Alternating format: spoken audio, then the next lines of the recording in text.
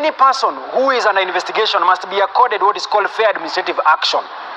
This action must be reasonable, it must be justifiable, and it must sit well within the four confines of the law. So to that extent, well, we have seen that the current DCI has developed a unique modus operandi, a unique way of doing things that is unknown to the face of the law. But this is what we will want to say in summary or in closing, that the office of the DCI is a creature of the law.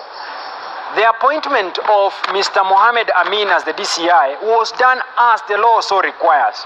So it is our expectation that everything that he will do so as and in accordance with the law. If he continues failing to respect and obey the law or obeying the law, then we will be forced to use the very mechanisms that have set him in that office to have him removed from that office. Dear ladies and gentlemen, welcome again to the analysis of YOLENO TV. I'm glad you're well from wherever you're watching this channel. Now, lawyers representing Matiangi are giving DCI Amin sleepless nights with their recent threats that if the DCI does not do things in accordance with the law, then they are going to initiate proceedings for his removal. Of course, it's not that it is not possible to have him removed. It is very much possible. The same law that gave responsibilities that he exercises are the same laws that have provisions for his removal. It is evident that the DCI is hardly 6 months in office, and this assignment of Matiangi is proving to be a bitter pill to swallow. And that explains why the summon came through Detective Michael Sang and not the DCI directly. Is DCI being used to settle a score? I mean, that's the question that I have. Do you think or do you believe that the DCI is being used to settle an old score?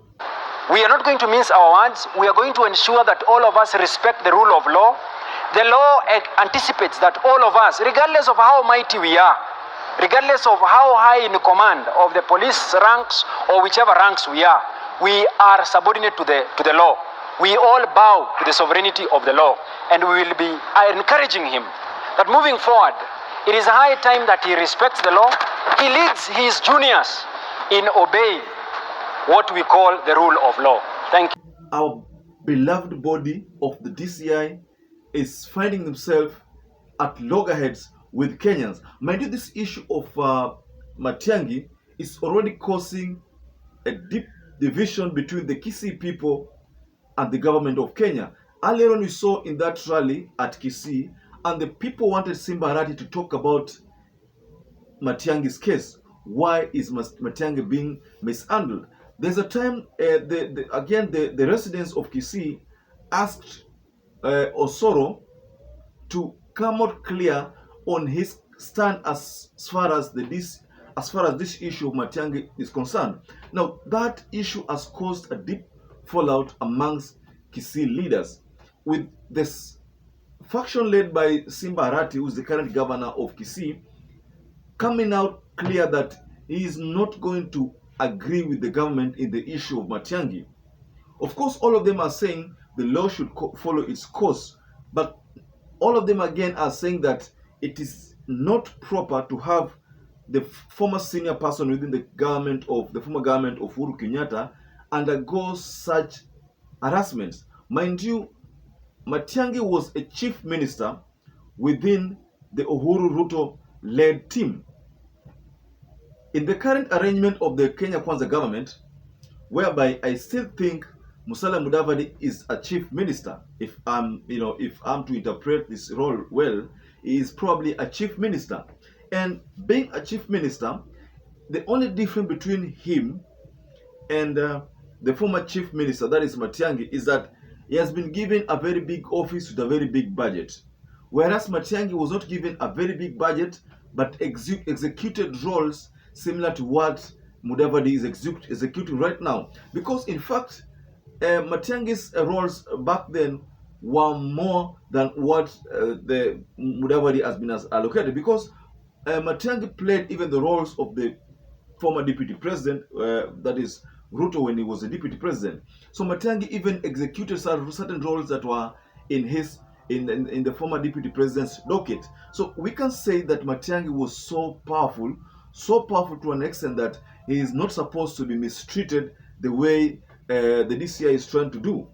So that is the reason why most Kenyans, if I may term it that way, most Kenyans are not in agreement with what the DCI is doing.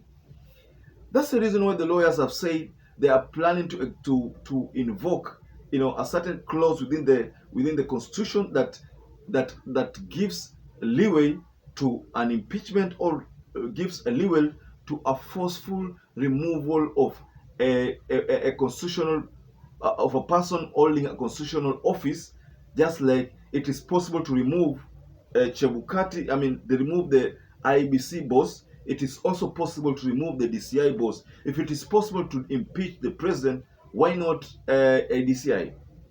So that's the reason why the lawyers have issued this threat, and I think DCI should not allow his name to be tainted with these narratives of settling an old score. If I'm DCI, then I could just execute my duties in accordance with the law. If Matiangi is the bone of contention here, that Matiangi is supposed to be arrested or maybe summoned, then a proper way of handling these things supposed to be done.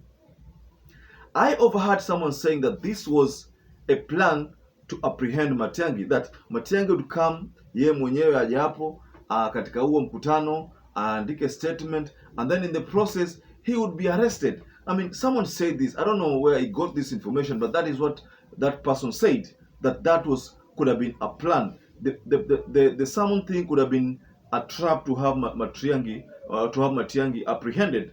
I don't know whether the details are correct, but that's what this person said. So ladies and gentlemen, tell us below the comment section whether you think this issue, the whole issue, is a trap on the DCI. The whole issue of Matiangi, whether it's a trap on the DCI, and how is the DCI going to handle this issue going forward? Kindly share your opinions below the comment section. So once again, I'd like to urge any visitor who has not subscribed to this channel to please consider subscribing to YOLENO TV. You can give us a like, and by giving us a like, you make this video get shared by the YouTube algorithm. Please stay safe, stay blessed until we catch up again in our next analysis.